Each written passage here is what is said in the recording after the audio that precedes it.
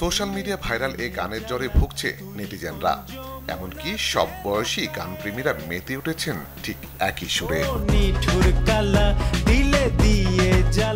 মূলত বাংলা ফোক গানের সঙ্গে পশ্চিমা বাদ্যযন্ত্রের ফিউশন শ্রোতাদের করছে আকর্ষণ।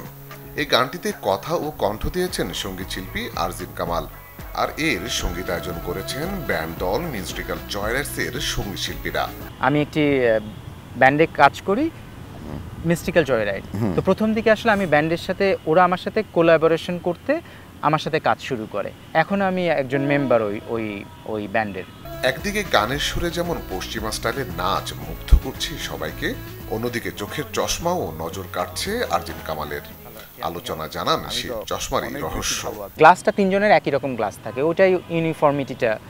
থার্ড আই মানে আপনার অন্তর্দৃষ্টি, এটা দিয়ে আপনি সকলকে সমান দেখেন। আপনি যখন চোখ বন্ধ করে অনুভব করেন সকলেই সমান।